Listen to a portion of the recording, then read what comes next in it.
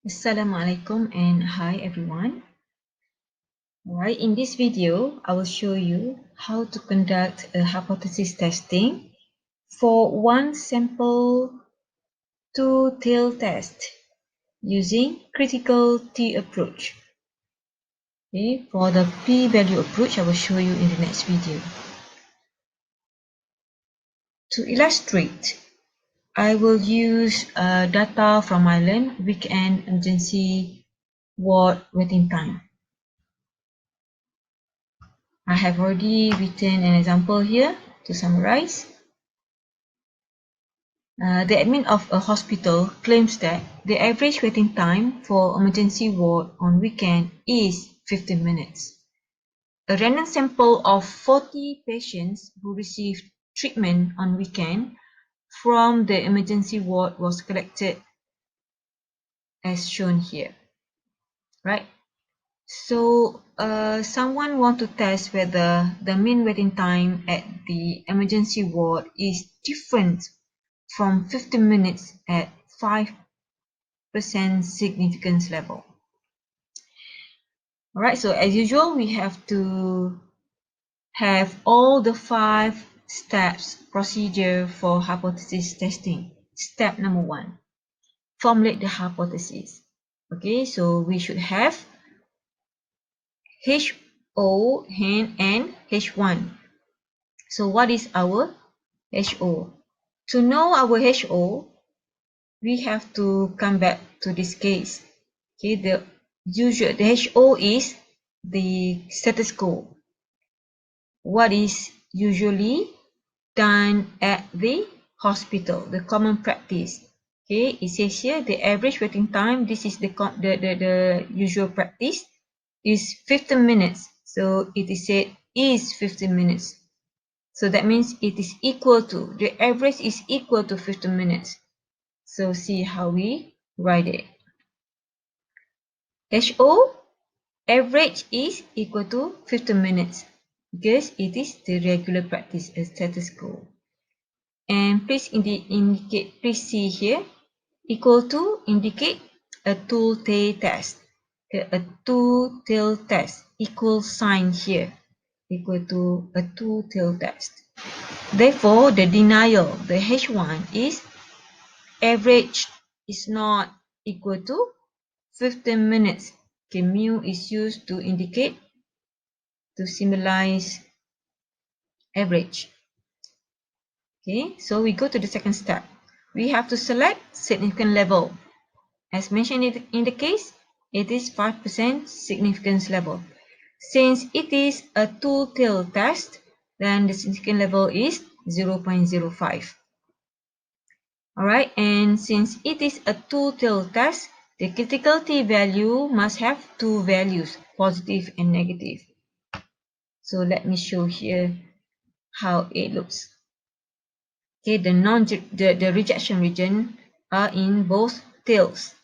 Okay, left and right tail. So let us calculate the critical T value. Okay, equal sign, type T, and choose the right formula.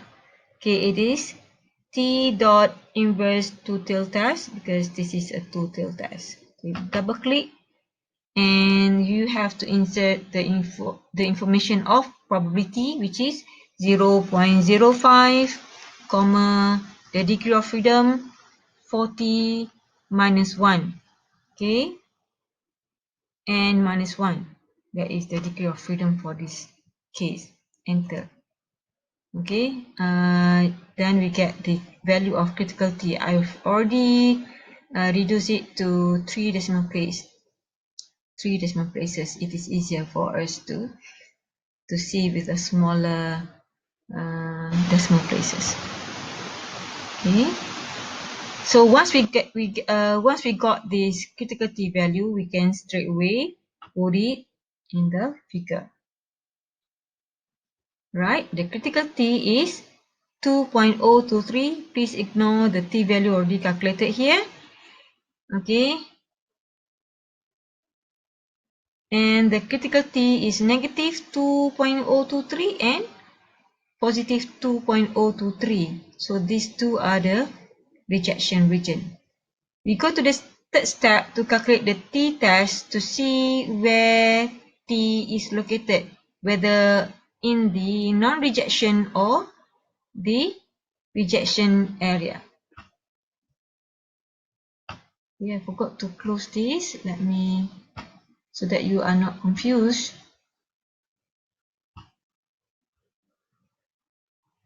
Okay, ignore this one first.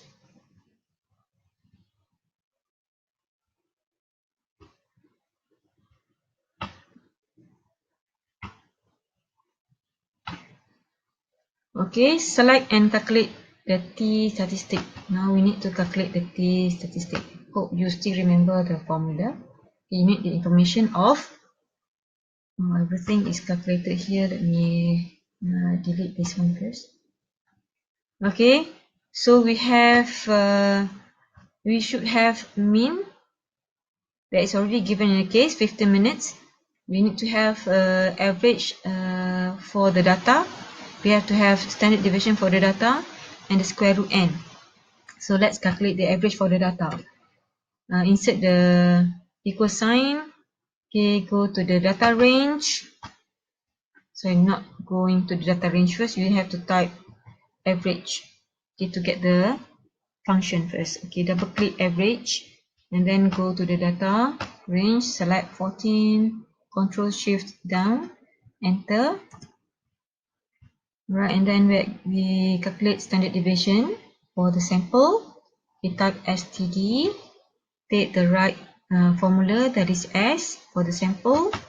Okay, double click and select the same range.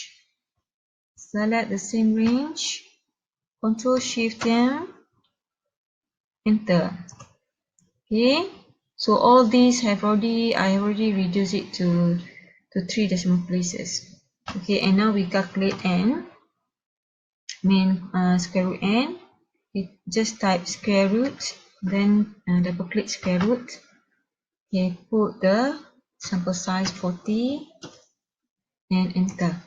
Right, so this is the square root n. Now we can calculate t. Equal sign, insert the equal sign and insert all the information provided, but you have to remember the formula for t test. Formula is x bar, okay, minus mean of the case, okay, close bracket, divide by, open bracket, the standard deviation, divide by the square root n, right, close bracket, enter. Then you get the t value. Now you can compare. Okay, we go to the fourth step, determine the decision rule. That is to compare between the t and critical t. Since the t is positive value, definitely the location is on the positive side. Alright, so let us see where it is located. Since t is greater than critical value, it is located in this rejection region.